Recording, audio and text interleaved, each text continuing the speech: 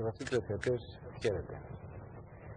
Στην πρώτη σελίδα των εφημερίδων και σαν πρώτη είδηση σε όλους τους ραδιοτηλεοπτικούς σταθμούς η περίφημη κοροϊδία του Συνδικάτου της Ευρωπαϊκής Οικονομικής Κοινότητας.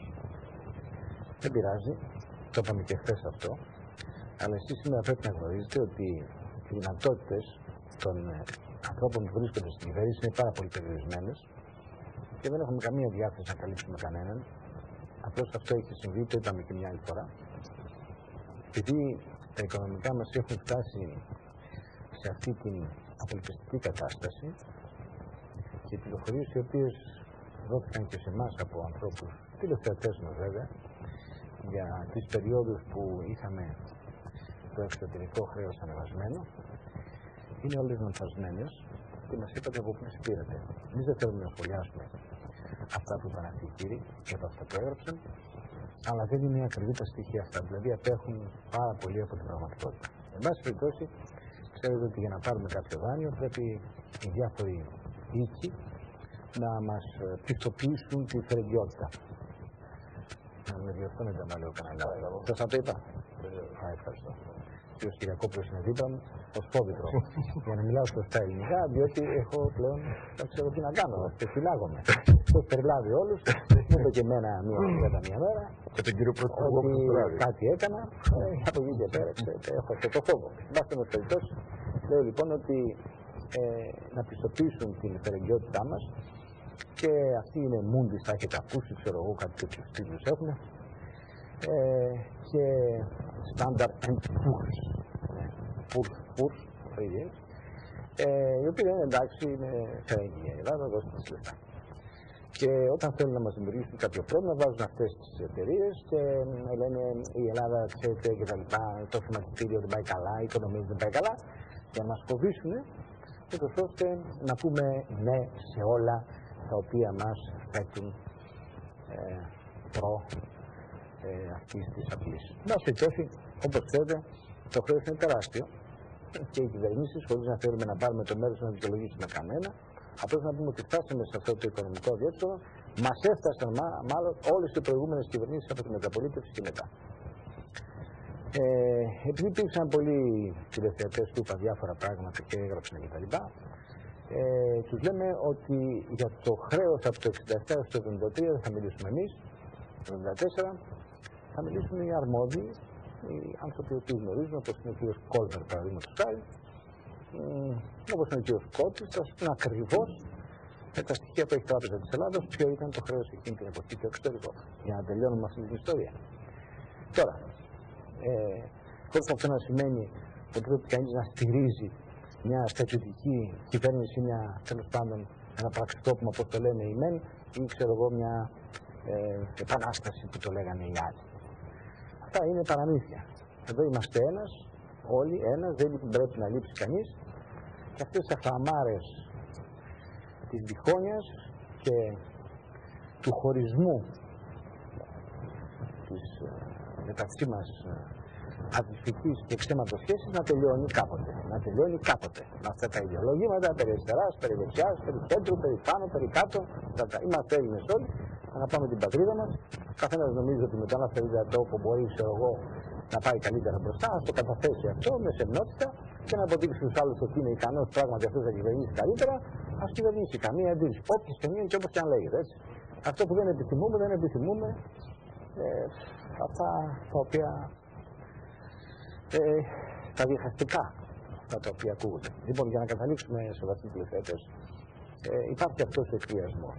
Όσον αφορά τώρα την Τουρκία, ξαναείπαμε και πάλι ότι αν είχαμε ένα οπλοστάσιο σαν αυτό που έχει το Ισραήλ, η Τουρκία δεν θα τολμούσε να πει λέξη. Άρα όλα αυτά θα τελειώσουν. Παρακαλούμε και ξέρετε, και να πει αυτό και εκείνη και εδώ, να πάμε στην ΕΟΚ να κάνουμε μια βόλτα. Όπως κάνει ο κύριος Ερντογάν, καλά κάνει ο άνθρωπος, τη δουλειά του κάνει. Εμείς πρέπει να κοιτάξουμε το οπλοστάσιό μας και το ένα πόδι της προεδρικής καρέκλας των ΗΠΑ. Αν μπορούμε να πιάσουμε τα δύο, αν μπορούμε να πιάσουμε τα χερούλια της καρέκλας, δεν ξέρω πια από όλα αυτά. Οι Εβραίοι πανέξυπνοι έχουν γραφώσει και τα 4 πόδια. Εμείς πρέπει να πιάσουμε, νομίζω, τα χερούλια της προεδρικής καρέκλας των Αμερικανών Για να μπορέσουμε να κάνουμε κάτι και να φτιάξουμε και ένα οπλοστάσιο και να έχουμε και ένα στρατό που μπορούμε να έχουμε ένα στρατό. Δεν είναι αυτά που λέμε, ναι, ο οποίος να είναι φοβερός και τρομερός. Και τότε θα πούμε για τα 6 μίλια και για τα 6 μίλια που είναι από την Κόρινθο, τότε θα πούμε για την Παλοκρηπίδα και τότε θα πούμε κτλ. Θα τολμήσουν να κουνηθούν μετά. Τι να κουνηθούν. Θα είμαστε σαν στακώς οπλισμένοι, όχι για να πολεμήσουμε τους Τούρκους, απλώς για να έχουμε μπροστά μας την ειρήνη και την ηρεμία. Ο φόβος πλάει τα έρμα. Αυτά είναι καλά. Λοιπόν, όλα αυτά είναι παραμύθια. Ας μιλήσουμε λοιπόν στους θείους αυτούς προγόνους, ευλογημένοι. Θείους προγόνους. Καταφεύγουμε εκεί. Αγόρα της αγόρα. Ναι. Κροτώνε. Στην Ιταλία. Sì. Λοιπόν. Και βεβαίως. Και η Ιταλία είναι το όνομα ελληνικό. Έτσι αν ήταν. Μήπως η Αγώνα, μήπως η Ρώμη. Τρία, Πελαζιά. Η Ρώμη είναι ελληνική πόλη. Και μάλιστα με την ευκαιρία που το φτάσαμε εκεί πέρα, ο ιδρυτής του πολίσματος του αρχικού της Ρώμης ήταν ο Εύανδρος εξ Αρκαδίας, από το Παλάντιον της Αρκαδίας. Γι' αυτό και ο λόγος τον οποίο έκτισε το πόρισμα ονομάστηκε Παλάντιον, και έκτοτε επειδή οι αυτοκράτορες εν συνεχεία είχαν τα παλάτια τους εκεί, ήταν στην Επτάλο, λέγονται παλάτσο. Πάλες είναι από το Παλάντιον της Αρκαδίας. Μάλιστα, η μητέρα του Νικοστράτη, κατάλληλα ήταν η Καρμέντης, η κόρη του μάλλον, ή η γυναίκα του, δεν ξέρουμε, Καρμέντης, και πρέπει να πω δύο λογάκια, πρέπει να την μαρκάσω εγώ. Είναι ατελεύτητα. Εσύ είσαι αρκάρα, Ρέπας, Λαγιώτης. Δεν ξέρω. Λοιπόν, είναι το μελλοντικό μου όραμα να γράψω την ιστορία της Αρκαδίας, την μυθολογία μέσα από το μύθο και την ιστορία της Αρκαδίας. Να με γράψει πολύ βεβαίω, το τελευταίο του ο Ιαδέμον Αρκαδία. Ο Βενιζέλος δεν σας κονέγει. Τους Αρκάδες. Ναι. Πήρε τα λεφτά για το θέατρο. Το πήρε βέβαια, για την πολιτική πρωτεύουσα. Και τα πήγε στην Μαδρίδα του πάνω. Λοιπόν, ήταν η Καρμέντης, η οποία ήταν και ιερία και ιατρός κλπ. Και δίδαξε τα πρώτα άσματα, γι' αυτό και Κάρμινα, τα Κάρμινα Μπουράνα, το Κάρμεν. Βέβαια, είναι αρκαδικής προελεύσεως, από την Καρμέντης, γιατί ήταν τα Καρμίδια, γιορταζόταν κάθε 17 Ιανουαρίου. Σας είπα την άλλη φορά και είπαμε στους τηλεθεατές μας ότι το όνομα Ιανουάριος είναι προς τιμή του Ιαννού, ο οποίος Ιαννός εκπερεβίας πάλι, είναι ο πρώτος νομοθέτης της Ρώμης και λοιπά, προς τιμήν του, και θεωρήθηκε, έτσι κάνανε οι Αρχαίοι, τους ήρωες, τους σοφούς, τους πνευματικούς, τους κάνανε θεούς. Και προς τιμήν, και κάποια πάρε του χρόνου τους κάνανε θεούς, τα νέγανε σε θεούς. Έτσι ήταν και το 12ο του Ολύμπου, αν δούμε από τον Ευήμερο, που επισκέφτηκε την Μεσοπανχαία, που τον Κεστήλιο ο Μεγάλος Αλέξανδρος, βρήκε σε.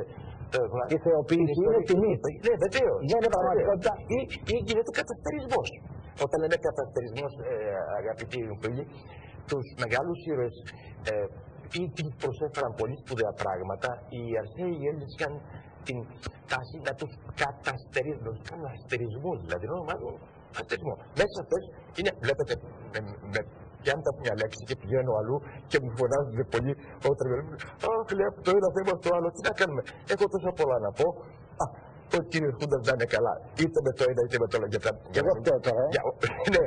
Για να μην γυρίσω, για να μην γυρίσω σε εκείνα που μου βάλατε προηγουμένως, γιατί εκείνα να δείτε πώς με καίνα και εκείνα, αλλά εκεί θα τιμώσω. Και δεν θέλω να τιμώσω εγώ. Έτσι, μπράβο. Ναι, το 12% κλπ. Πάμε λοιπόν. Πάμε παρακάτω. Όσοι ξέρουν, θα τα πούμε. Το 1973 η Σύνοδος της Ρώμης, 1973, που καθόρισε τα επόμενα στάδια στην Ελλάδα και πώς θα ξανασκλαβωθεί η Ελλάδα. Λοιπόν, αν δούμε πότε θα τολμήσουν, ποιοι θα τολμήσουν να τα πούνε, να τα μάθει ο ελληνικός λαός. Λοιπόν, ούτε και εσείς τα ξέρετε. Θα με επιτρέψετε. Μπορεί και να με ξέρετε και να μην. Λοιπόν. Η Ελλάδα δεν σκλαβώνεται. Ναι, ακούστε, με ταραχννοήφαντα. Είναι που είναι σκληρότερα από αλυσίδες, κύριε Κοντά μου. Τι μου είπατε, προηγουμένως οι Μούντις και οι Σούντις και οι Φούντις θα πάρετε, δεν θα πάρετε κλπ. Θα κάνετε, δεν θα κάνετε. Έχετε υπόψη σας για τη χαοτική θεωρία. Μία έτσι, μία έτσι. Μία έτσι. Καλώς του Φιμπονάτσι. Τώρα είμαστε έτσι. Του Φιμπονάτσι. Αλλά ανεβαίνουμε. Φιμπονάτσι, Νάτσι. Έτσι, λοιπόν, αφήστε. Μην πάμε εκεί πέρα. Θα φύγουμε τελώς. Λοιπόν, για να γυρίσω τώρα, ήθελα σήμερα, αγαπητοί μου, δεν θα παρασυρθώ. Μόνο ότι είναι πολύ γοητευτικό το ταξίδι με τη σκέψη του Πυθαγόρα. Με πήραν και πάρα πολλοί φίλοι και μου ζητάτε να προχωρήσω. Θα εξηγήσω γιατί δεν προχωράω. Λίγα έχω γράψει και στο βιβλίο μου. Όπου δεν πατάω σε στέρεο έδαφος, απολύτως, βλέπετε είμαι περισσότερο νομικός δικηγόρος και δεν μπορείς στο δικαστήριο το πρόγραμμα να υποστηρίξεις αν δεν έχεις το ad hoc, όπως λέμε. Ad hoc σημαίνει παραπομπή, το βεβαιότητα, να μπορεί ο πάστης, αυτό σημαίνει και αξιοπρέπεια εκείνου, αλλά και επιστημονική διοντολογία. Να το κύριε, εκεί είναι, βρείτε το. Και τα άλλα, όπου είναι λίγο θεωρία, όπου αναμειγνύεται, μπορεί και τσαρλατανισμός, κύριε Κούντα. Δεν ξέρω κι εγώ, όχι τον Πυθαγόρα, μόνο ότι ο Ηράκλειτος τον κατακεράβρωνε τον Πυθαγόρα, τον έλεγε, ξέρω εγώ, πραπίδωνα πατεώνα. Ναι, βέβαια, ασφαλώς. Άλλον επηρεάστηκε. Και επηρεάστηκε βέβαια ο Πλάτων κλπ. Δεν εισέρχομαι μέσα σε αυτό το τούνελ, γιατί πρόκειται πραγματικά περί σύραγγος διανοητικής που είναι πολλά τα θαυμαστά, πολλά τα καταπληκτικά, όπως κάποια κυρία που μου φέρει κάτω, σας είπα την άλλη φορά έτσι, εν παρενθέσει για τον αριθμό 7 που είναι ο σεβαστός αριθμός από το σέβομαι κλπ. Μια κυρία καταπληκτική, μόλις προηγουμένως μας επισκέφτηκε, έχει συγκεντρώσει λέει 400 αναφορές και μου τα έδειξε προηγουμένως στον αριθμό 7. Περί τίνος πρόκειται. Γιατί συμβαίνει αυτό ο αριθμός 7 να είναι σεβαστός σε εμάς, τους Ρωμαίους, στους Ασσυρίους, Βαβυλωνίους, στην Παλιά Διαθήκη κλπ. Τι συμβαίνει? Δεν είναι δικό μου έργο. Έχω μπροστά μου άλλα έργα να παρουσιάσω, εκεί που μπορεί ο καθένας, επαναλαμβάνω, να μπορεί να το πιάσει. Εκεί το ad hoc παραπομπή. Λοιπόν, για να γυρίσουμε τώρα. Δεν θα προχωρήσω λοιπόν στον Πυθαγόρα. Δεν θέλω να πάω. Όμως θα σταθώ στο εξής. Ότι ο Πυθαγόρας είναι εκείνος ο οποίος πρώτος που τραγουδούσε ο Πλάτων, τραγουδούσε ο Επίκουρος κλπ. Ξέρετε τι έκανε?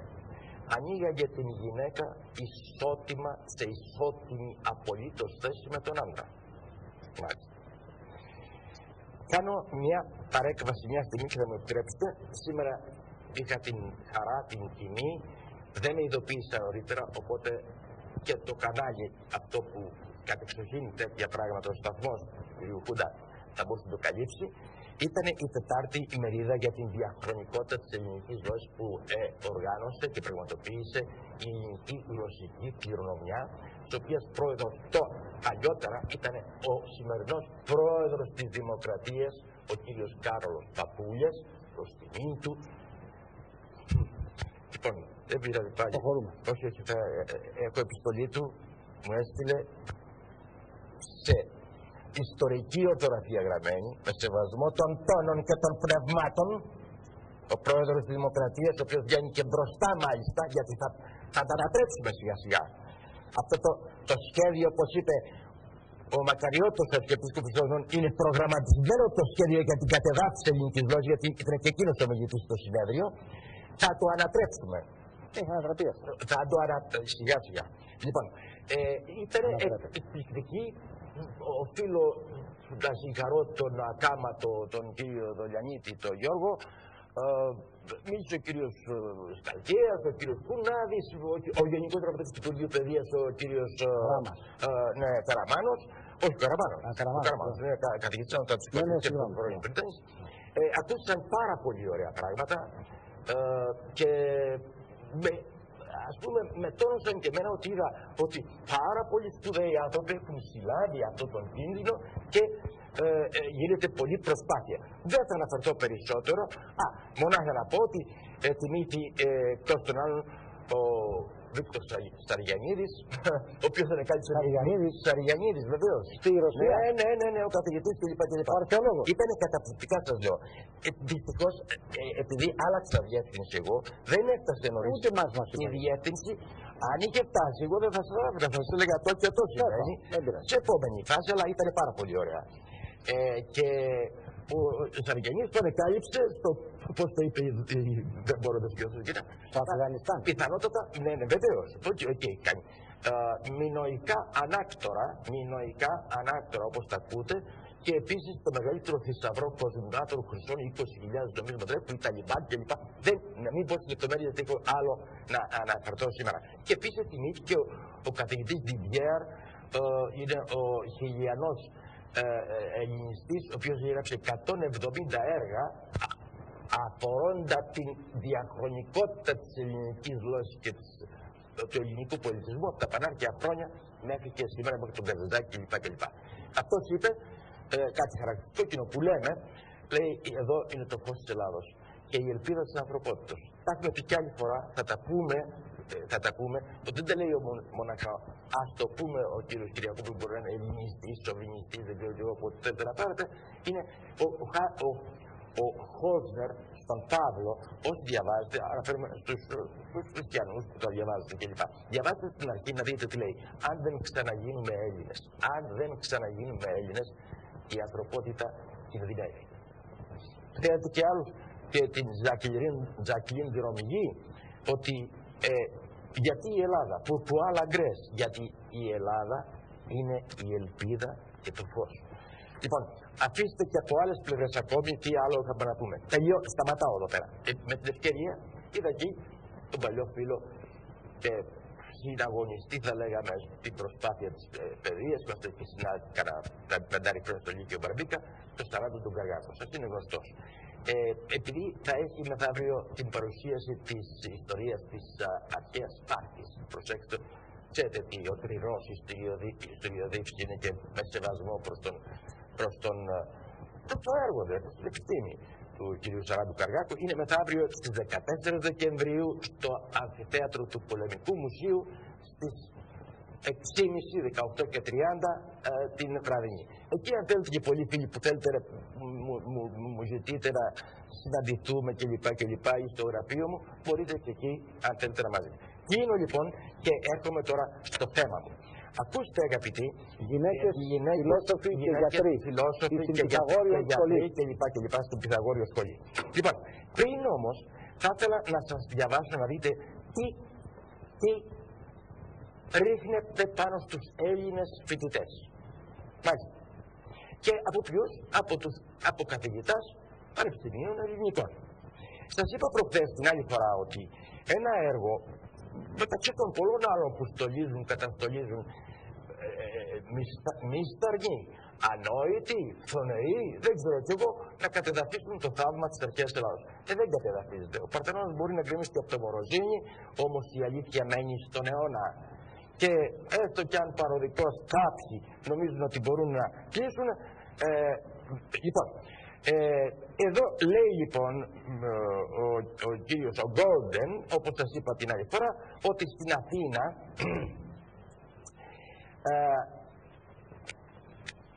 Αθήνα είναι από το διαδίκτυο παρμένο από μένα, γυναίκες, δουλειά, δημοκρατία στην αρχαιοελληνική κοινωνία.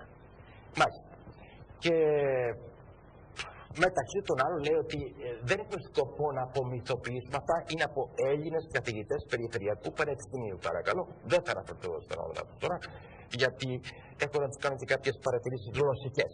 Μόνο ότι είναι καθηγητές του Πανεπιστημίου. Και θα έλεγα και στην γνωστική κληρονομιά κλπ.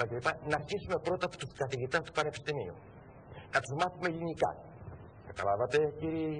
Λοιπόν, και γι' αυτό κάτι φροντίζω, κάτι θα βγει ένα έργο μου. Όχι ότι κάτι φροντίζω, αλλά απλώς θέλω να το επισημάνω. Όπως είδατε που σας έλεγα προχθές, το εισάγουμε και το εισαγάγουμε κλπ. Έκανα και τον κύριο Πρωθυπουργό. Και άλλη μια φορά. Θα εισάγουμε το σύστημα αυτό. Μα θα εισάγουμε, πέστε το με ένα άλλο ρήμα, θα ανοίξουμε.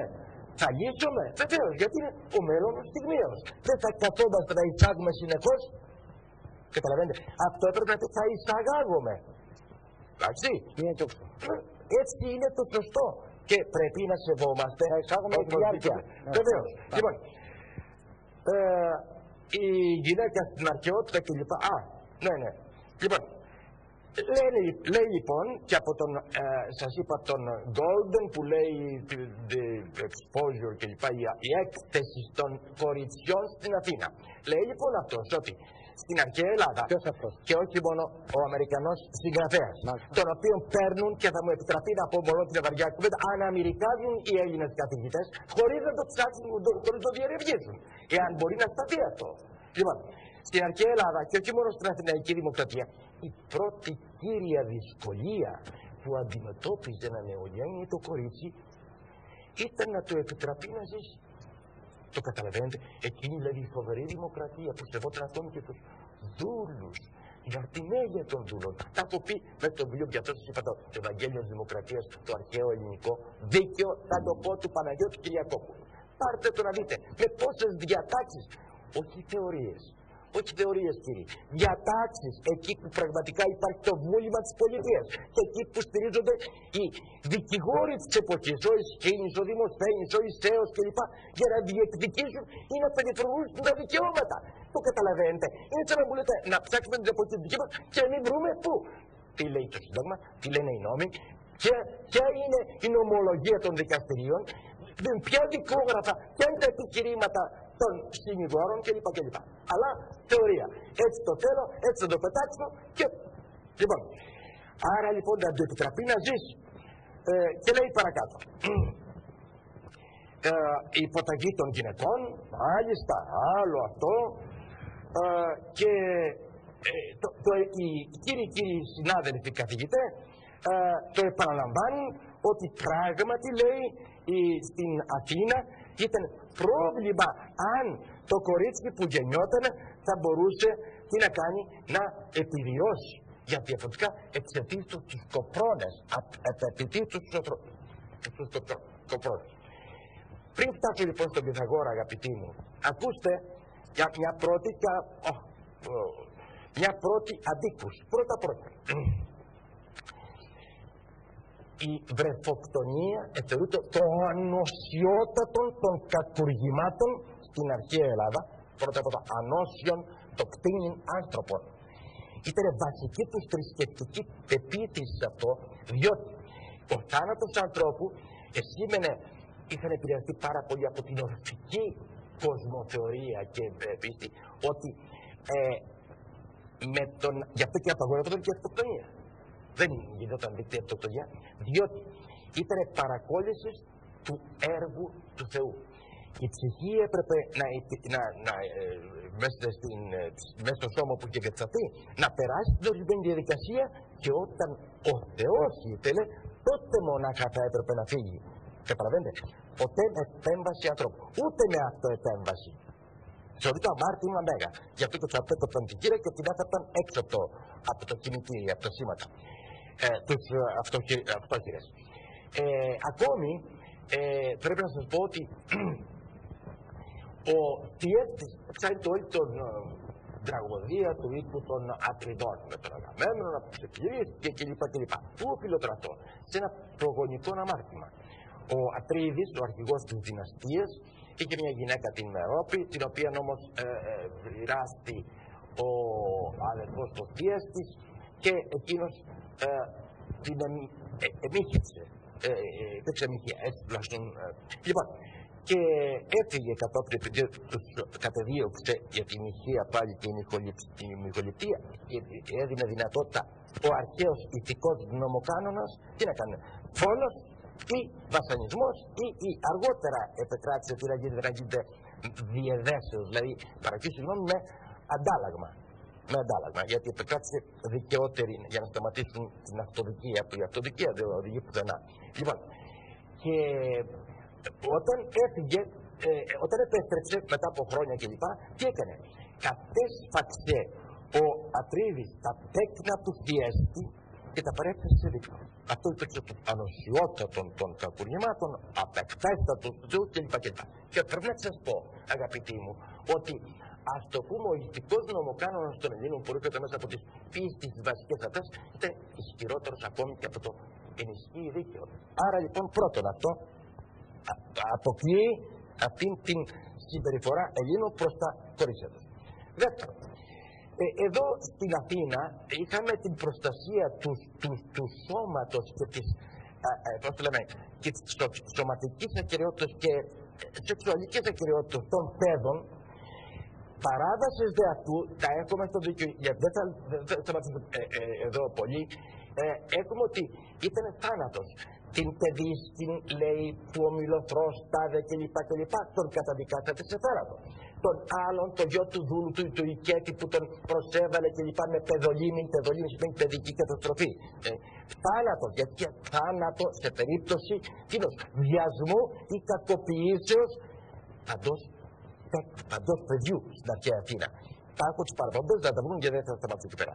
Επομένως, όταν αντιμετωπίζετε το ίσον με τέτοια αυστηρότητα το μείζον που είναι η βρεφοκτονία, άρα λοιπόν εκ των διατάξεων κλπ. Έχω κι άλλα ακόμη, αλλά δεν θέλω να επιμείνω. Όμως, το άλλο για το αν η γυναίκα βρισκόταν σε αυτήν την κατάσταση κλπ. Θα το πούμε, αγαπητοί μου, με τον Πυθαγόρα. Για τον Πυθαγόρα, διαβάστε Ιάμβλικο. Λοιπόν, ο Πυθαγόρας, επειδή επίστευε αυτή τη βασική, πίστευε η κυρία Κυρίξη ότι η ψυχή είναι αίδιος, γεννήθηκε μια φορά, τοποθετήθηκε στα αστέρια, όπως είπε ο Πλάτωνας, λέει παρακάτω, θα το δείτε το βιβλίο που βγαίνει σε 10 μέρες, αναλυτικά εκεί πέρα. Δεν μπορεί να πεθάνει, όπως είναι αίδιος. Είναι συγγενές με το θείο, μόνακα που όταν πέσει για λόγους α, β, γ κλπ.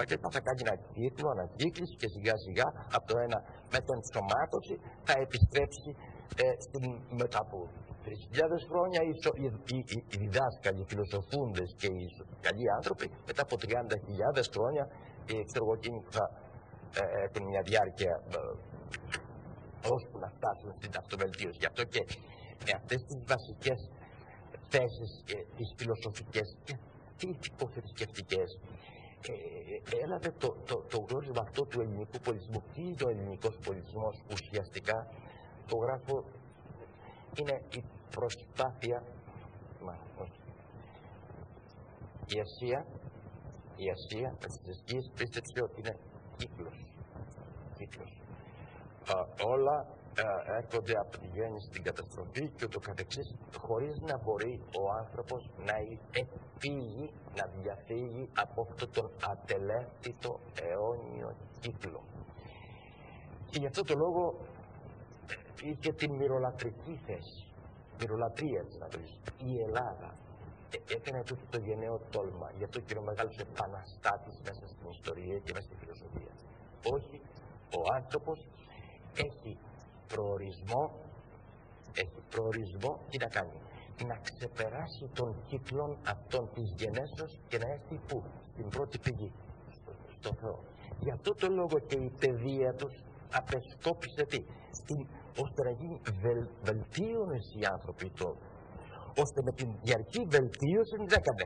Να μυρμηρίσουν ξανά τα φτερά της ψυχής και να δώσει το σάλτο να βγει έξω από την γένεση. Αυτό το κάνανε με τι? Μόλις το αγωνιστικό πνεύμα, αγαπητοί μου συνάδελφοι, και φίλοι και όλοι που καταλαβαίνετε. Γιατί μόνο οι αρχές έλαβαν την έννοια του αγώνος. Βλέπετε ότι οι χριστιανοί δεν είχαν και την ιδέα, δεν μπορούσαν να τρομάσουν. Το λένε games. Ποιο games? Αγώνας, αγωνία κλπ. Ήταν θρησκευτική τύπου απεσκόπου στην βελτίωση του ανθρώπου και ψυχική και σωματική και ηθική, ώστε τι να κάνει? Να επανέλθει, βεβαίως. Να επανέλθει πού? Να φύγει από τον κύκλο των γενέσεων. Το καταλαβαίνετε? Λοιπόν, το ίδιο με την τέχνη. Η τέχνη πού είναι? Τι κάνει? Οι κολόνες, κοιτάξτε τις στήλες των αρχαίων ναών. Τι είναι, αγαπητοί μου? Δεν είναι σαν να ξεσηκώνεται από το έδαφος του λουλούδι και να πατάγεται προς τα πάνω. Όλη η αρχαία, ο αρχαίος λόγος, ο στέφνος, ο ρυθμός, οτιδήποτε μουσική. Τι είναι? Είναι ακριβώς αυτό το βασικό το αιώνιο. Και σε αυτό βρίσκεται η αιωνιότητα. Η αιώνια εφηβεία της Ελλάδος, αγαπητοί μου. Ένας πολιτισμός που δεν σε καταπνίγει. Ο ρομαντισμός τα νεότερα που ανοίγει το βάθρο. Γι' αυτό και είπα κάποτε για τον Φρόιντ.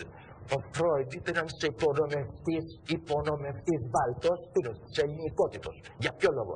Ενώ οι αρχαίοι Έλληνες είπαν ότι ο άνθρωπος είναι βέβαιος και από την χιλιάν και κάτω. Βεβαίως, αλλά έχει και τι, έχει και το επιχειρηματικό και το δημοίδες και τέλος έχει το λογιστικό. Και το λογιστικό έβαλαν ως ενίοχο του άρματος της ψυχής για να μπορεί τι να κάνει. Ο άνθρωπος να δώσει νόημα στη ζωή, προσέξτε το, νόημα στη ζωή, αποστολή στη ζωή, φαίνεται ακριβώς, το έλεγε και ο Πυθαγόρας, με την καλλιέργεια, με την ηθική διαπαιδαγώγηση, με τη μόρφωση, με τούτο, με εκείνο. Τι να κάνουν εκεί, να επανέλθει ο άνθρωπος που, εις το θείον. Αυτός είναι ο ελληνικός πολιτισμός, σε όλες τις μορφές. Όσοι δεν το βλέπουν αυτό ή δεν το ξέρουν, το αναπτύσσω πάρα πολύ στο έργο μου Άθλα και Έπαθλα, ο αιρών λόγος των Ελλήνων, αγαπητοί μου. Εκεί το έχω αναλυτικά και μάλιστα και με κύκλους. Και ενώ έχουν κυκλικούς τους πολιτισμούς έτσι τη φορά δηλαδή προς τα μέσα, βάζω τον ελληνικό πολιτισμό να κάνει την κυκλική φορά και να κλείνει προς τα έξω.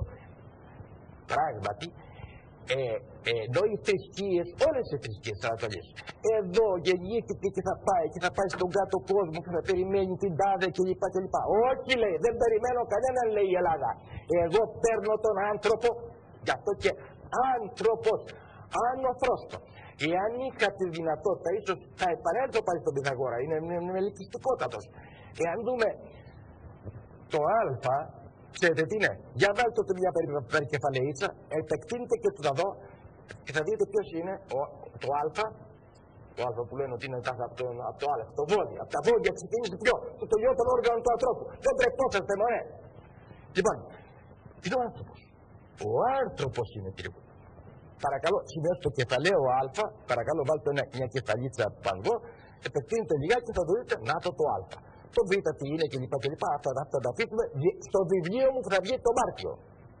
Λοιπόν, άρα αυτός είναι ο ελληνικός πολιτισμός. Και επομένως, για να γυρίσω, ο Πυθαγόρας πιστεύω ότι αυτή η αίδιος ψυχή κατά την ψυχόπτωση που αναζητά ένα στερεό σώσμα, το σώμα, από εκεί προέρχεται σώσμα, γιατί οι λέξεις έχουν μνήμη. Όπως είπε ο Πόλβαρη, και κατεξοχήν εκείνες που έχουν μνήμη φοβερή είναι οι ελληνικές λέξεις. Θα δείτε παρακάτω μια άλλη λεξούλα που έτσι, από τις τόσες που έχω για να σας. Το χόρτο. Έφαγα το φυγό, για το φυγό ήταν η πρώτη τροφή του ανθρώπου. Το βελανίδι. Να το διασώζονται σήμερα, που να ξέρουμε τι μνήμη φέρουν αυτά μέσα. Λοιπόν, και ο Πυθαγόρας λοιπόν έχει το α και το ω και κλπ. Λοιπόν, φτάνει. Τι έκανε. Ακριβώς όταν κατεβαίνει η ψυχή δεν κάνει επιλογή φύλου. Δεν κάνει επιλογή φύλου. Την επιλογή φύλου την κάνανε οι βάρβαροι, οι Ανατολίτες, η Ελλάδα. Αυτά που λένε, θα δείτε παρακάτω για τη δουλεία κλπ. Έχω να σας αργάσω που λέμε εσείς που γενέσεως, διαβάστε τη γένεση. Μάλιστα. 318 δούλους ο προπάτορας του ο Αβραάμ εξώθησε 318 από τους δούλους του. Άρα πώς είχε 600, 700 κλπ. Γιατί είχαν αρπάξει τον αδερφό του, λέει απαγάγει τον αδερφό του και τον κυνήγησε. 310 βιβλίων, γιώτα δέλτα γενέσεως, τα έχω σημειώσει. Και μερικά άλλα κομπούν, δούλες, παλακίδες. Κατάλαβες. Ο Σολομών είχε χίλιες. Λοιπόν, όχι η Ελλάδα, όχι οι Έλληνες, και δεν τις παλακές. Βρε, διαβάστε νομοθεσία. Γι' αυτό και έκανα ολόκληρο τον αγώνα. Δεν θα σας περάσει όσοι τουλάχιστον μπορούν να το πούν. Παλακή, ημινόμιμος σύζυγος. Πότε επιτρέπονταν, υπό αυτές τις περιπτώσεις, στην αρχαία Αθήνα, λόγω της σικελικής πανολευθείας που έμεινε η Αθήνα πέθαναν 10.000 άνδρες Αθήνες στην πιο κρίσιμη ηλικία. Αυτή ήταν η γενέσεως. Και μείνανε, κινδύνευε η Αθήνα, τι, από Αλεξανδρία πλέον. Επετράπη τότε. Δημογραφικό πρόβλημα. Επετράπη τότε, τι να κάνουν. Να πάρουν άλλη μία. Να παίρνουν άλλη μία ή εκείνοι που δεν έχουν χωρίς πρίκα. Για να κάνουν παιδιά. Βεβαίως. Τότε μονάχα, και μία μονάχα.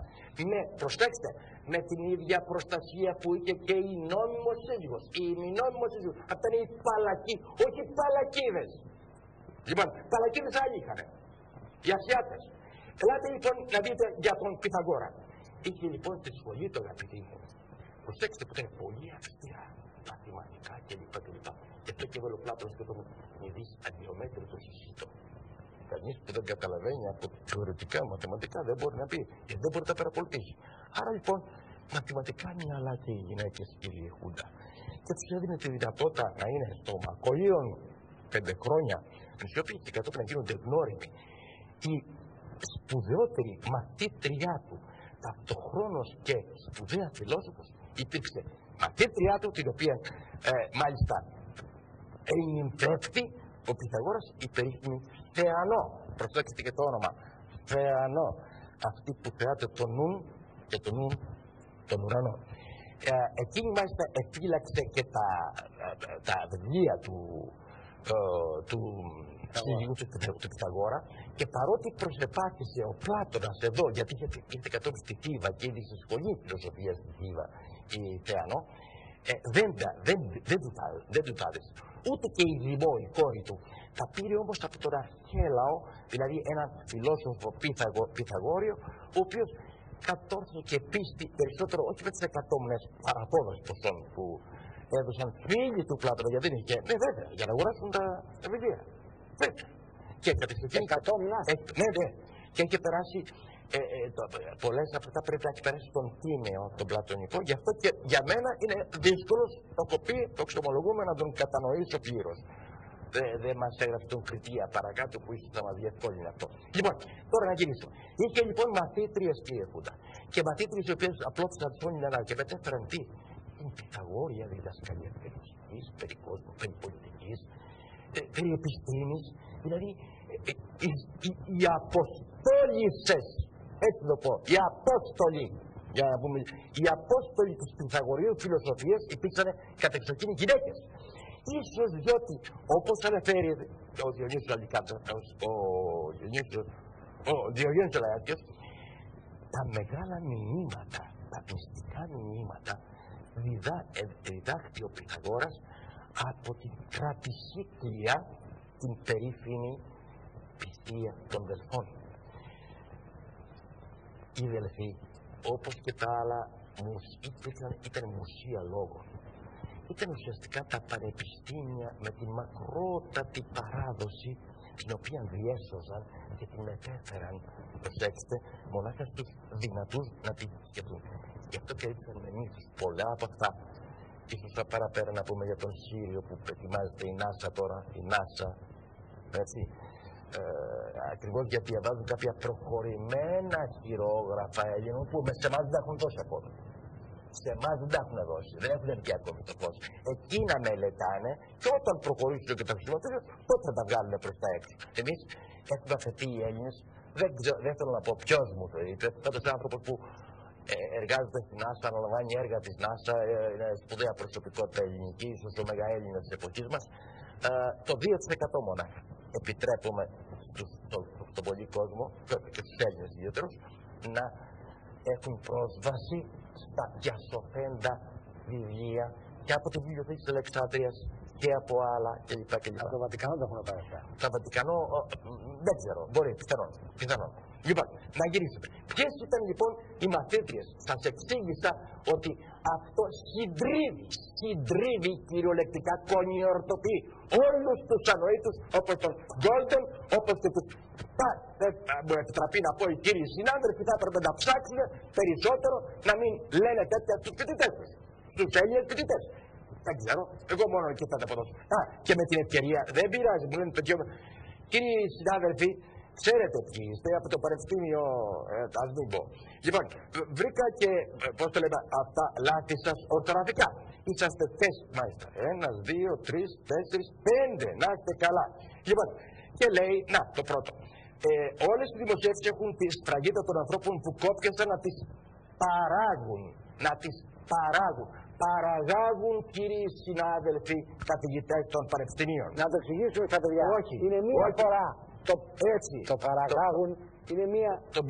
Το παραγάγουν μία φορά. Το παράγουν διάρκεια. Είναι ένα λοιπόν, και το έχετε και παρακάτω πάλι ακόμη. Τα σχόλιά σας, οι προτιμήσεις σας είναι πολύτιμος οδηγός στην προσπάθειά μας να εισάγουμε τους υπόλοιπους. Να εισαγάγουμε τους υπόλοιπους. Άγιε πάλι.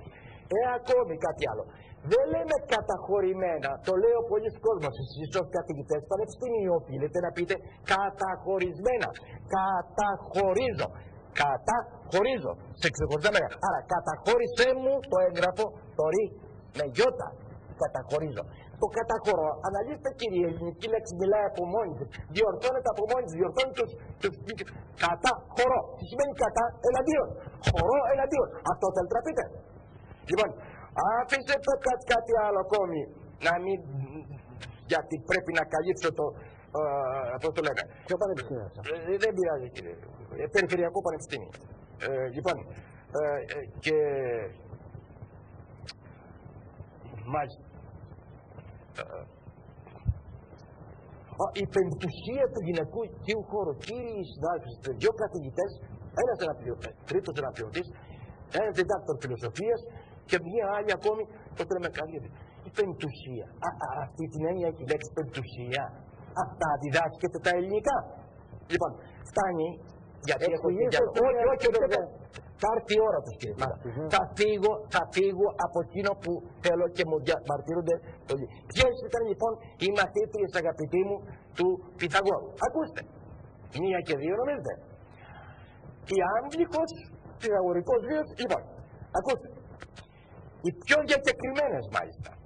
Αυροτέλεια, Βαβελίκα, Διό, Εκεκράτεια, Θεάδουσα, Θεανό, Θέμιστα, Κλεέχμα, Κρατησίκλια, Λεόντιον, Μελίσσα, Μιλία, Μιεία, Οκελό, Τυσιρόδη, Τυρσινής, Χιλονής, η καταπληκτική φιλόσοφος η Λάκαινα, Μισθεάδουσα η Λάκαινα, επίσης η Λάκαινα τη Μίχα, και από εκεί και πέρα, Χερεστράτη, η φιλόσοφος η μητέρα του Επικούρου.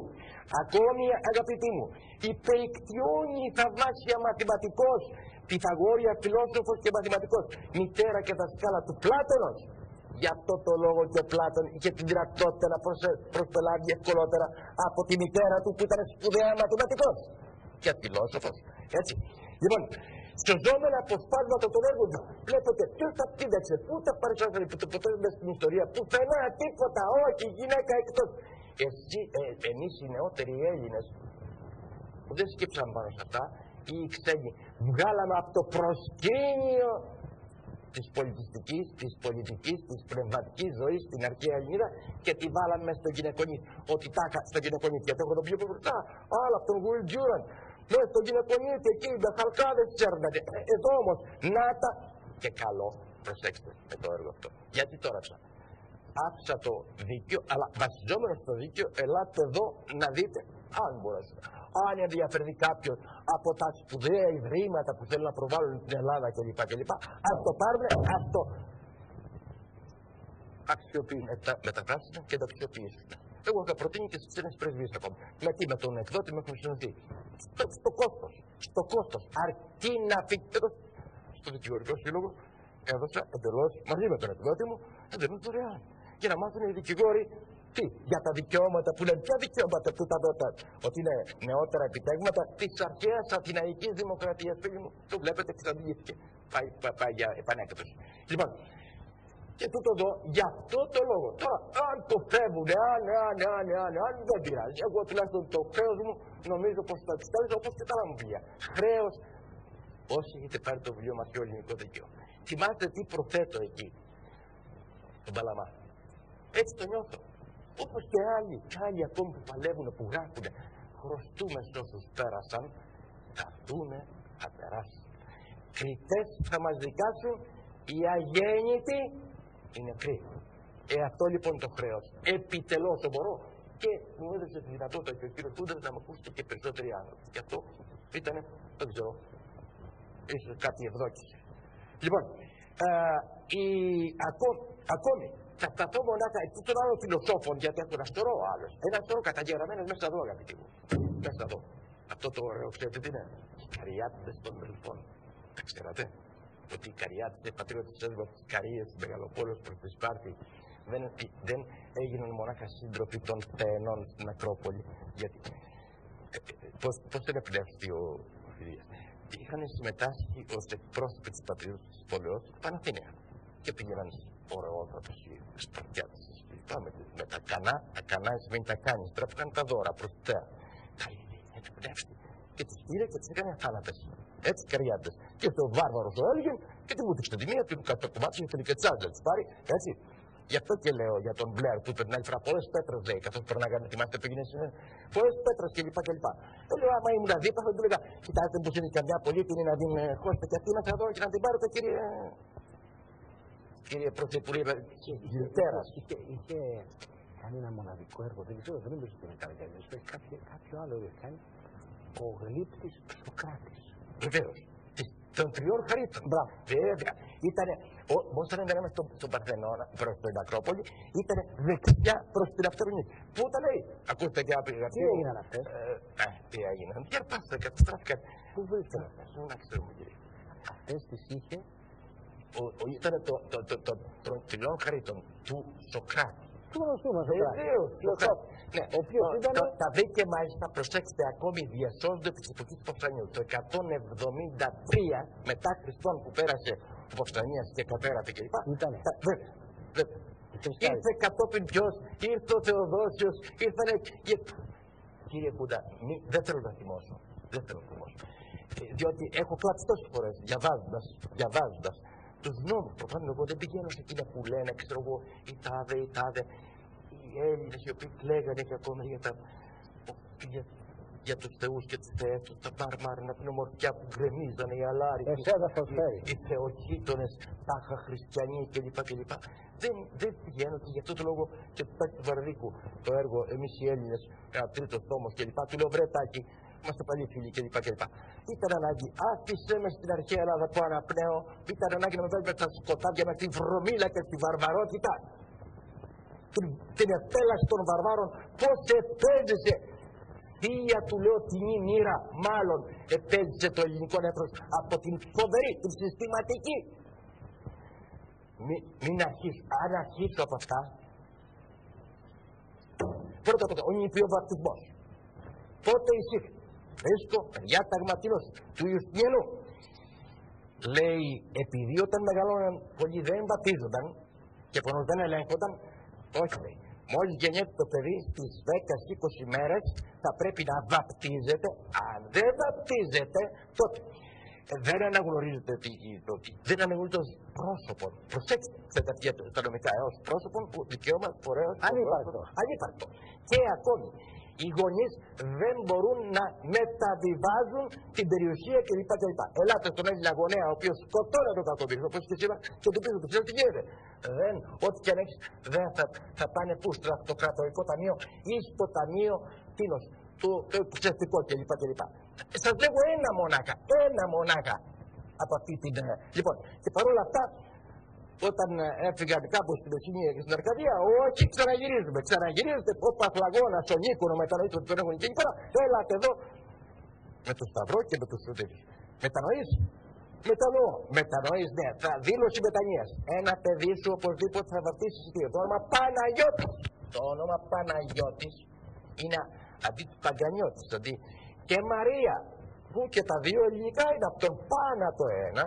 Και το άλλο από την Μέρα ή Μερά, από την κόρη του Συρίου.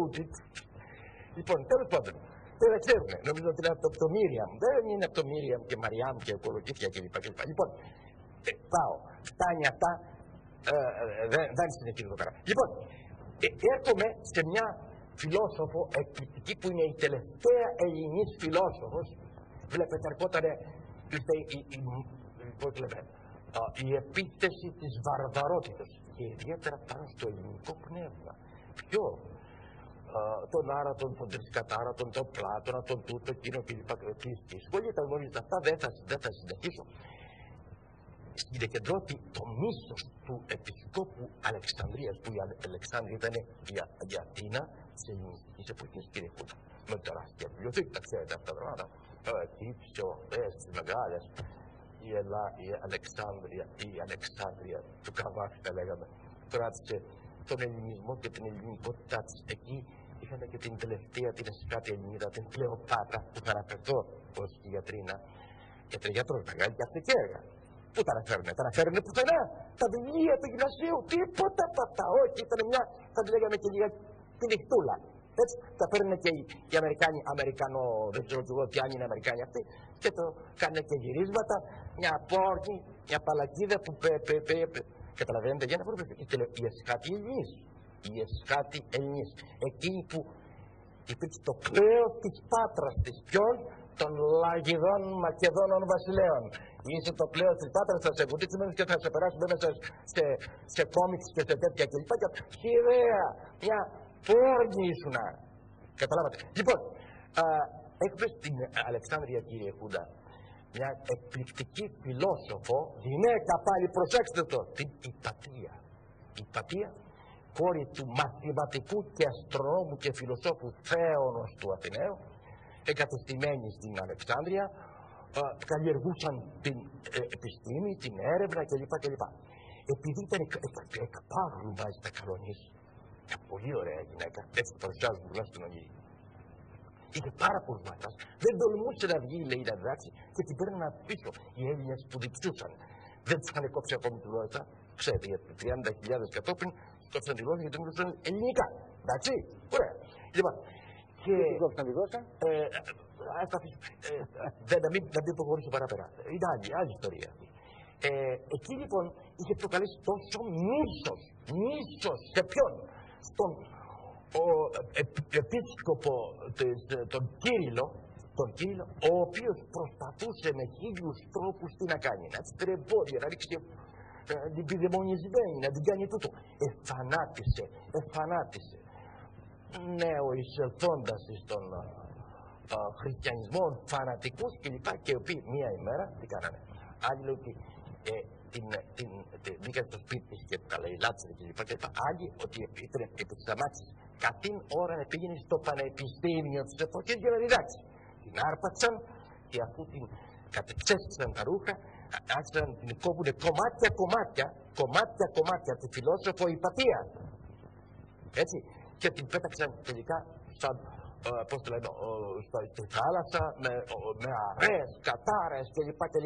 Εντάξει, κατάρες εναντίον του ελληνικού πνεύματος, εναντίον του πνεύματος του Προμηθέα. Γι' αυτό του τρόμασαν τον Προμηθέα Εωσφόρο. Με ποια έννοια? Από νοηματουδότησα την λέξη, τέτοια ανάποδα. Ενώ η Εωσφόρο σημαίνει την ελληνική γλώσσα θαυμάσια, την οικουμενική, τη συμπαντική. Ιον φέρο. Η ως της Ιούς, ποια είναι η ροδοδάκτυλη αυγή. Άρα η αυγή του πνεύματος, αυτή την αυγή του πνεύματος έφερε ο Εωσφόρος, ο Αποσπερίτης και ο Αυγερινός. Αυτόν ελάτε εδώ, ξέρετε τι είναι αυτός? Είναι ο αρχηγός των δαιμόνων. Ο αρχηγός των δαιμόνων. Άρα λοιπόν εκεί, αλεμονισμένε, Εωσφόρα κλπ. Ρίξτε το απαρχιούς είναι αυτός ο Έλληνας. Γι' αυτό και στη βάπτιση. Λοιπόν, αφήστε. Αποτάξτε τα σατανά. Ποιος σατανά? Τον Έλληνα λόγο. Τον Έλληνα λόγο. Αλλιώς. Τον Έλληνα λόγο. Τώρα πετάξω. Γι' αυτό και έγινε προς εκεί. Κάνε 3 φορές. Τώρα πέταξες. Τέρμα. Λοιπόν. Δεν χαμπαρίζω τίποτα. Μου σκύνω που μιλάω έτσι, αλλά πολλοί μου λένε μα ξέρω εγώ κλπ. Την αλήθεια.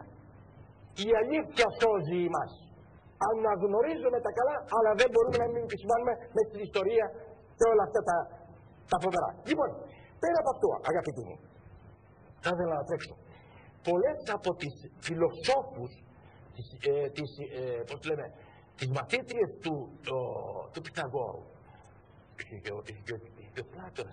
ο Πλάτωνας, είχε 3 τουλάχιστον, γνωρίζουμε την ασθένεια, από τη φυλιάσια, της Αρκαδίας κλπ. 3 τουλάχιστον αυτά σε επόμενες φάσεις για την γυναίκα. Ήταν και πάρα πολλές γιατρίνες. Για προσέξτε μία, δεν το ακούσει ποτέ. Μέλισσα, Πυθαγόρια, φιλόσοφος. Παραπέμπω και πού μπορείτε να βρείτε το παραπομπείο, δεν είναι το σημαντικότερο ιατρικό σύγγραμμα της γυναικολογίας. Επενεί ιδιαίτερα το έργο της δηλαδή, γιατί δεν είναι και συγγραφής μαζί. Πώς το γράφει? Η Μέλισσα. Όχι, Μελίσσα.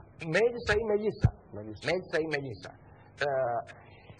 Επενεί ιδιαίτερα στους σύγγρός της, πατέρας της φαρμακολογίας, Διοσκουρίδης Πηδάνιος, ο οποίος εδανίστηκε και για την εκπόνηση του έργου του περί της ιατρικής από αυτήν. Στο εν λόγω έργο της.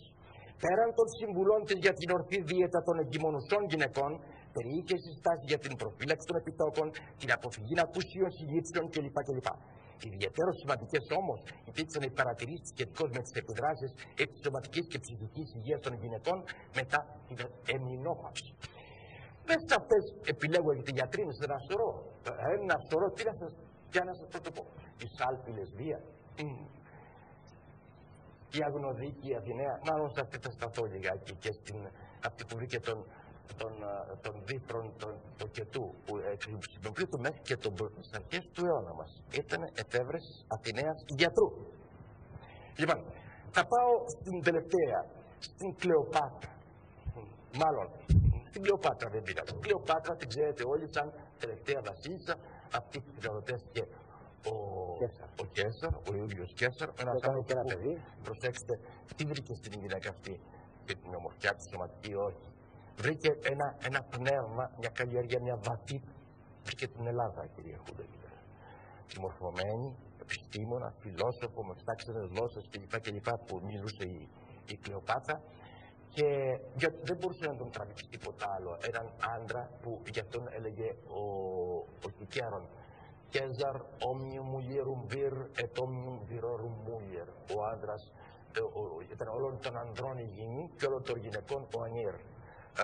Στη Ρώμη. Και μάλιστα στα 40 του χρόνια έλεγε για τα χέρια όλα, είχε υπερκορεστεί. Τα μεν δείξει, τα μεν δείξει. Αρκετά ίσα, δεν ενδιαφέρει κλπ. Και ερωτεύτηκε αυτός ο μεγάλος, ο πολύ μεγάλος ο Ιούλιος Κέσσαρας. Και στη συνέχεια, ερωτευμένος πολύ ο Μάρκος Αντώνιος κλπ. Όταν δολοφονήθηκε ο Ιούλιος Κέσσαρ και πιθανότατα δολοφονήθηκε. Γιατί, διότι τον είχε παρασύρει, μάλλον τον είχε εμπνεύσει το εξής, η Ρώμη, το κέντρο του κόσμου να μεταφερθεί στην Αλεξάνδρεια της Αιγύπτου, άλλαζε η μοίρα του κόσμου. Αυτό δεν του το επέτρεψαν ο Βρούτος και ο Κάσιος, ο γιος του ένας ο Βρούτος, πραγματικός γιος δηλαδή. Λοιπόν, και εσύ τέκνον Βρούτε. Βέβαια, και εσύ τέκνον Βρούτε, βέβαιως. Λοιπόν, και για αυτό το λόγο. Τέλος πάντων, για να πάω στην ιστορία τώρα, να ξαμπλήσω τώρα για την Κλεοπάτρα μέσα σε 5 λεπτά, είναι και λίγο αστέρια. Αλλά εγώ θα σταθώ μονάχα, αγαπητοί μου, στο επιστημονικό της έργο. Ποιος γνωρίζει ότι ήταν ιατρός και μάλιστα με συγγράμματα. Ακούστε λοιπόν τι γράφω εδώ. Η Κλεοπάτρα η 7η, η Φιλοπάτορ, μπορείτε να το βρείτε στο Διονύσιο Σαλικιώτης κλπ. Είναι γνωστή μας βασίλισσα της Αιγύπτου, η τελευταία της δυναστείας των Λαγιδών. Εδώ μου έχει γίνει λάθος. Η αποκλειστήσα και εσκάτη Ελλήνης, εξαιρετικά ευφυής, πολυμαθέστατη, ικανότητα στην πολιτική και στην διπλωματία και η περικαλεστέρα των γυναικών. Περικαλής, πανέμορφη δηλαδή. Της εποχής εγωίτευσε και κατέκτησε σε τέτοιο βαθμό τον κατακτητή της Αιγύπτου Ιούλιο Κέσσαρα, ώστε όχι μόνο να την υιοθετεί επισήμως, αλλά και να του υποβάλει και καλλιεργήσει την ιδέα να μεταφέρει την πρωτεύουσα της αυτοκρατορίας από τη Ρώμη στην Αλεξάνδρεια. Μετά την δολοφονία του Κέσσαρος, από τον οποίο είχε αποκτήσει και γιο, τον Κεσαρίωνα, δολοφονηθέντα κατόπιν από πράκτορος του Οκταβιανού Αυγούστου, η νεάρα χείρα ενέδωσε τον σφοδρόν έρωτα που μέχρι το τέλος της ζωής του Διόνυσης της Ρώμης, ο Αντώνιος Μάρκος Αντώνιος, έτρεφε για αυτήν την πανέμορφη και πανέξυπνη Ελληνίδα. Η χολιγουντιανή ιστορία βέβαια, βοηθευμένη μεν από την εκπληκτική αυτή την Ελληνίδα, αλλά ανίσχυρη να κατανικήσει τον αρρωστημένο φόνο της, την έχει επανειλημμένως εμφανίσει όπως την έχει εμφανίσει. Και βεβαίως θα έχει αγνοήσει, όπως δυστυχώς και η ιστορία της ελληνικής ιατρικής, από ό,τι έχω διαβάσει, ότι η Κλεοπάτρα υπήρχε και πολυμαθής ιατρός και φαρμακολόγος, γιατί κατασκεύαζαν τότε τα φάρμακα κλπ. Ότι στο παλάτι είχε διαμορφώσει ειδικούς χώρους, όπου είχε πολλά είδη δηλητηριωδών στοιχειών, από τα οποία παρασκεύαζε διάφορα δηλητήρια, αλλά και φάρμακα, γιατί από εκεί προέρχεται εδώ. Είχε ιδρύσει βοτανικό κήπο και συνεργαζόταν στενά με τους ιατρούς της περίφημης ιατρικής σχολής της Αλεξάνδρειας. Αλλά η Βασίλισσα υπήρξε όχι μόνο πολυγραφοτάτη, αλλά και δόκιμη συγγραφέα ιατρικών επιστημονικών γραμμάτων. Τα κυριότερα των οποίων είναι. Ανοίξτε, αγαπητοί μου, λεξικό Λαρούς. Λαρούς, Βρυτάνικα κλπ. Για δεν ξέρω να τα γράφουν οι ελληνικές. Το έργο της περί γυναικείων, ιατρικά και περικοσμητικών. Πιθανότατα και ο ίδιος. Λοιπόν, αυτά για την Κλεοπάτρα, τα πολύ ελάχιστα. Πηγαίνω σε 2 ακόμη γιατρίνες, αγαπητοί. Δεν θέλω να το ξεχάσω αυτό. Ακούστε, υπάρχει ένα καταπληκτικό έργο τα Ασκληπιεία της Πελοποννήσου από τον, δεν ήμουν γνωστός, το διάβασα, το εξάντησα, τα Ασκληπιεία της Πελοποννήσου. Είναι από τον κύριο Χρήστο Σταυρόπουλο, μάλιστα κατάγεται από Τρίκαλα Κορινθίας, γιατρός, καθηγητής κλπ. Έχει γράψει αναλυτικότατα για τα Ασκληπία. Τι ήταν τα Ασκληπία, αγαπητοί μου? Μπορεί να σας λένε και σας έχουν γραμμάσει τον εγκέφαλο, αν ξέρετε καθόλου τέτοια Ασκληπία, ότι εκεί λατρευόταν τα ίδωλα, οι πέτρες κλπ. Ήτανε τα νοσοκομεία, κέντρα ιατρικά, κέντρα και ιατρικής διδασκαλίας της αρχαίας Ελλάδος. Και όχι πάνω στην Πελοπόννησο. Ο Ιπποκράτης από τα πρακτικά ή μάλλον τα ιστορικά των ιάσεων ασθενειών που τα κρεμούσαν απ' έξω από τους ναούς, κύριε Κούντα. Όχι τα κρεμούσαν, τα έγραφαν. Αυτά συνεμβουλεύτηκε ο Ιπποκράτης και προχώρησε σε εκείνο το εκπληκτικό του έργο. Δηλαδή, ουσιαστικά πήρε την εργασία για το μεγάλο Ασκληπείο, το μεγάλο νοσοκομείο δηλαδή της Ανατολής, το ΧΟΟ. Στην Πελοπόννησο ήταν 52. Το κυριότερο είναι το Ασκληπείο της Επιδάλου. Με τις ανασκαφές που είναι γίνει, γιατί ευτυχώς η γη η ελληνική, γεούλα μου σε φιλό, γιατί έρχεται και συντρίβεις, κοπανά στα κεφάλια. Και ιδιαιτέρως αυτόν τον Ελληνομαστίγων, όπως είπε ο Αρχιεπίσκοπος Αθηνών Μακαριώτος, και δεν γίνουμε από τις λέξεις, πραγματικά, Ελληνομάστιγες. Λοιπόν, έρχεται η γη και τα αναπηδάει και τα βρίσκει. Ο μεγάλος αρχαιολόγος ιστορικός φίλος ο Καβαδίας έκανε ανασκαφές και τι βρήκε, κύριε Κούντα? Πέρα από το ναό, πέρα από το ξεχωριστό οίκημα στο οποίο στεγάζονταν οι ιερείς. Και οι ιερείς τι ήτανε, και οι ιερίες.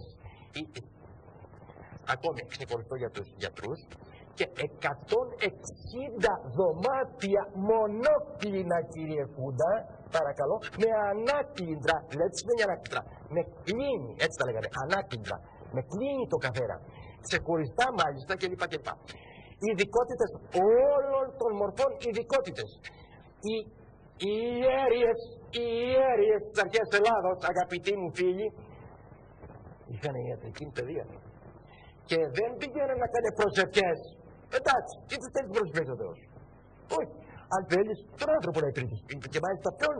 Τον άνθρωπο που έχει ανάγκη, που είναι τα παιδάκια. Είχαν λοιπόν οι ειδικότητες, οι γιατρίνες. Όχι μόνο γιατροί, προσέξτε, αλλά και νοσηλευτικό προσωπικό. Πώς λέγονταν το νοσηλευτικό προσωπικό? Ανοίξτε λεξικό ή δεν σου πω τι άλλο. Νακόρι και ζακόρι. Τι σημαίνει αυτό? Σας επαναλαμβάνω πάλι ότι η ελληνική γλώσσα είναι ο φορέας πληροφοριών. Είναι νακόρι, ναό, νέο, σπίνει ο ναός, εξού και ο ναός. Γιατί εκεί νέει ο νους. Νέει ο νους, ο Θεός ήταν νους. Δεν ήταν αυτά που λένε, έτσι. Γι' αυτό και ναός. Νέοι λοιπόν. Και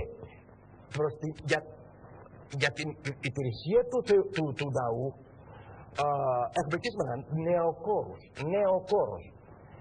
Κόρος είναι από το ρήμα κορέο κορό. Στα λατινικά είναι κούρο, εξού και κούρα ή φροντίδα. Τι σημαίνει κορέο κορό? Φροντίζω, θεραπεύω, υπηρετώ.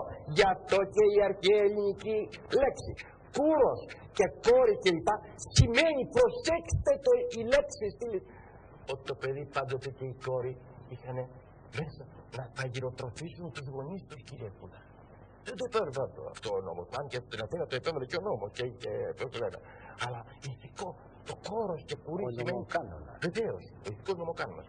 Λοιπόν, εδώ έχουμε τις νακόρους. Δηλαδή, αυτοί που φροντίζουν το ναό, δεν φρόντιζαν όμως το ναό. Δεν φρόντιζαν το ναό όμως να έχουν καντήλια ή να πλένουν κλπ. Και αυτό. Αλλά τους ασθενείς του ναού. Και νακόροι ελέγχονταν από τι? Νάκος. Θυμάστε παλιά πώς λέγαμε αυτό που βάζανε οι γυναίκες στα παιδάκια? Νάκα. Το νάκος, στην πλάτη. Ναι, στην πλάτη. Το νάκος είναι από δέρμα, πώς το λέμε, κρυαριού, που είναι αυτό που χρησιμοποιούν και πάντα όταν έχουμε τις εξετάσεις από τους γιατρούς, από αυτό το νάκος, νακόρι. Άρα ήταν καθηγητούν η ειδικότητά τους για το θεραπεία των παιδιών.